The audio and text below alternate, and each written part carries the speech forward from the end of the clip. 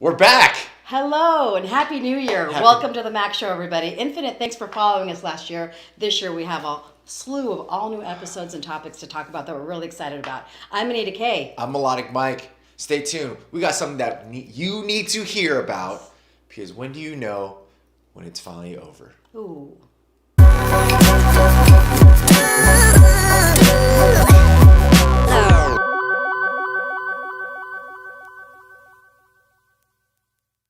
This topic right here, everybody, pay attention. A lot of people have been asking us, okay, how do you know when you're dating someone and it's time? It's time. You feel it. It's in your gut that it's like it's not working. And you're avoiding the relationship talk. You know that feeling when just like you said, it's a gut wrenching feeling, but you're trying to avoid so many things associated with that. And you feel so guilty just thinking about should you be moving on or not. You don't want to offend the person, but you want to be honest. Everybody wants to keep it real, but at the same time, it's like it's such bad news when it's like, oh my gosh, I'm just not that interested in them.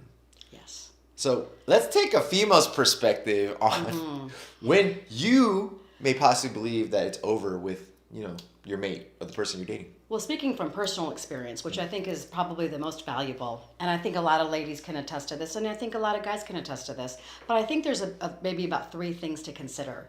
For me, probably the first and foremost is I start watching the signs that are changing between me and my boyfriend. Such as? Talking. The quantity of talking, the amount of our discussions, and yes, the quality of the discussions. There we go. As soon as my mate walks in the door, I'm thirsty to know about his day. I'm excited. I'm looking forward to the evening. But when things are changing and I'm feeling it, I get a different vibe when he walks through that door. Okay. And that worried me. And it has worried me in the past. So I definitely think watch the signs that are changing between you two. How long have they been going on like that? And do we want to improve it?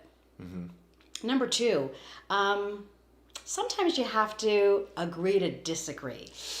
When the arguments start transpiring between you two and you find yourself being a little more distant than you'd like to be, really communication, as hard as it is almost the most imperative at that moment. Absolutely. And as a result, the conversations that are going to be transpiring, you have to really try to keep a calm spirit and decide that sometimes we're going to disagree on things and sometimes we're going to agree. So don't blame one another, but be very thorough in your communication. Mm-hmm. And it's so interesting because if we really look at the common behaviors when we start dating in the beginning or even prior, we're so fixated on wanting to know everything about the other person.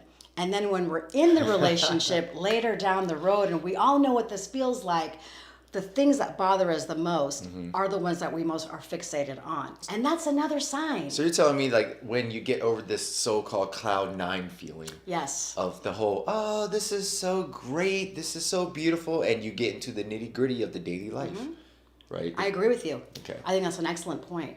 And I think number three, it's really a good time to do a self-check-in and evaluate the benefits of staying, working it out, or possibly pondering leaving.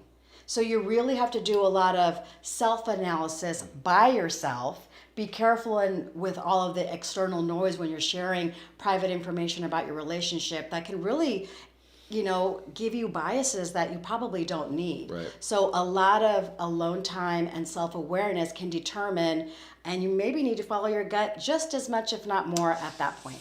What do you think? I just want to say a couple things. For guys, I'm not saying for all guys, but I'll throw this out there. If you start lingering, your eyes are wandering, and you start thinking about other people. And what's funny is that I've actually come across with some of my fellow friends out there the last couple days.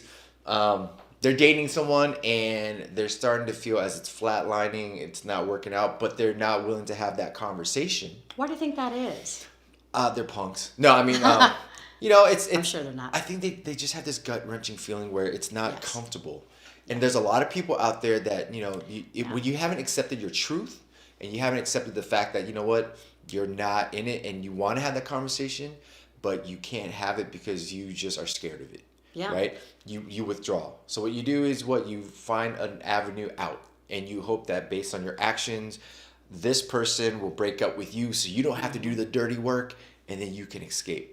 How many of you guys have done that? How effective is that, by the way? You know, I know we do it. I Right. know a lot of people do it. It's very common. It's very normal. But how really effective is it? And do you feel better about yourself? I think the benefits of dating and learning and growing with different relationships are those learning takeaways. We should be building ourselves up and being a better person in the future relationships or those future dating experiences, even if they're not going to be permanent. So I think when we focus on that, we cultivate a lot of positive self-talk, Right. which minimizes maybe playing games, or again, we're blaming the other person. We really are. We're not holding ourselves accountable for something that's so important in our lives. So that's really something to think about. And I think Right. one of the reasons why we do that is the fear and managing the fear.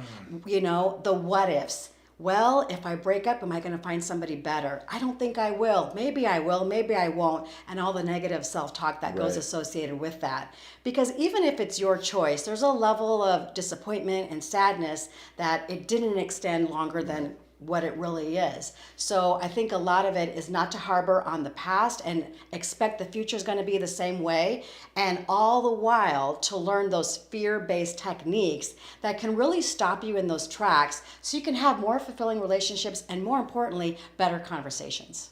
Well, let's do the biggest takeaway.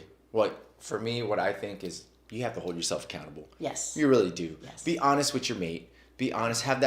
Really have that hard talk. You're gonna have to have that hard communication and lay out. And it's hard. Yeah, it's difficult. We're not saying it's easy at all whatsoever, but be honest about it. You get to a point where it's like, you know what, this is what it is. This is how I feel. You listen to your mate and see where you go from there. If it works out, great. If it doesn't, it's still good because now you know it didn't work out. And sometimes you have to take a step back in your relationship to make a step forward again. Absolutely, yes. And so don't be afraid of those things. They're really healthy. And it really shows you what kind of person you're with. Are they like-minded in solving problems? And do you have a commonality with that? I think that's really important too. Yeah. Yeah. Great. What do you think? What have you done? That's what we want to know. What have you done? What have you done? Let us know. Comment below. There are multiple ways to look at this and multiple things to consider. Don't you think, Michael? Absolutely, Yeah, absolutely. yeah, So, great. there's different avenues. Let the community know by commenting below. Please do. Let us know. And thanks for watching the MAK Show, everybody. I'm Anita K. I'm AnitaMic.